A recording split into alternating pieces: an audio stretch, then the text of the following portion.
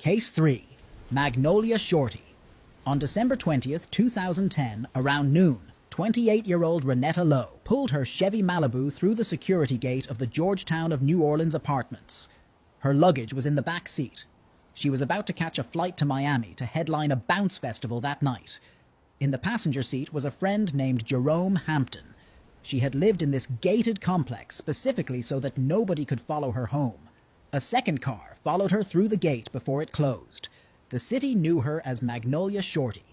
At 14, she had been one of the first 2 women ever signed to Cash Money Records, years before Cash Money signed a teenager named Lil Wayne. Her 1997 debut, Monkey on the Dick, was a bounce classic and the last pure bounce record the label ever released. After that, the label went global and Magnolia stayed in New Orleans. 13 years later, she was finally recording a comeback.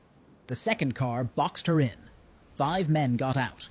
Their names, later read into federal court record, were Gregory Rabbit Stewart, McCoy Rat Walker, Tay Rios T-Red O'Neill, Tyrone T-Bone Knockham, and Rico Freaky Jackson, members of a newly formed New Orleans heroin gang called the 39ers. They opened fire on the Malibu.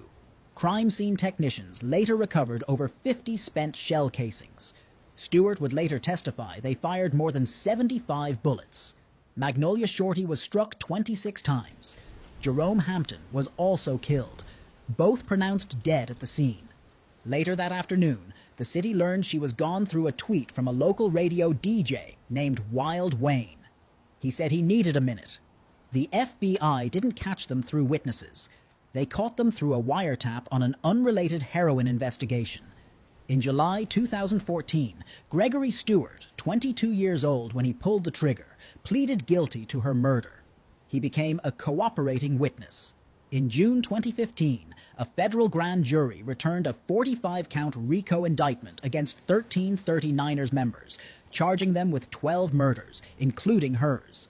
11 months after Magnolia was killed, her husband Carl Bridgewater was found shot dead on Loyola Avenue.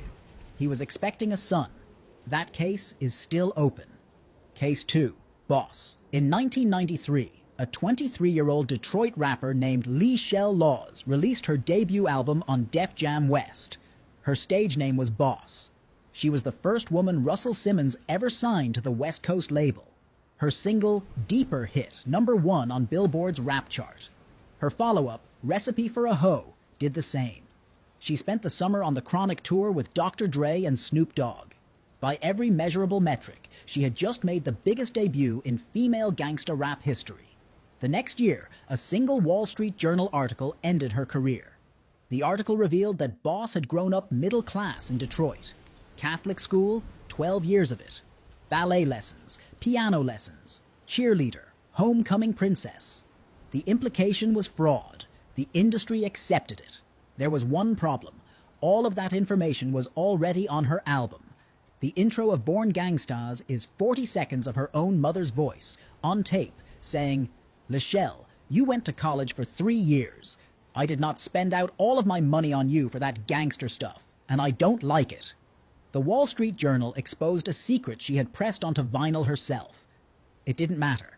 Def Jam rejected her second album demos and dropped her. She moved to Texas and became a radio DJ.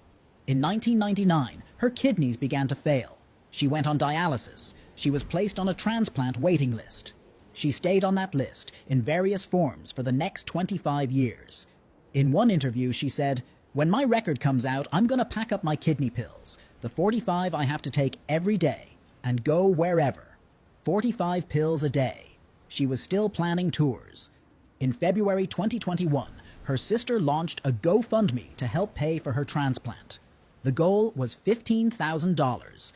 After 2 weeks, it had raised $2,000. Hip Hop DX ran a piece asking where Russell Simmons, Dr. Dre, and Snoop Dogg were. None of them answered. Leshell Laws died of kidney failure on March 11, 2024, at a hospital outside Detroit. She was 54. The donor never came.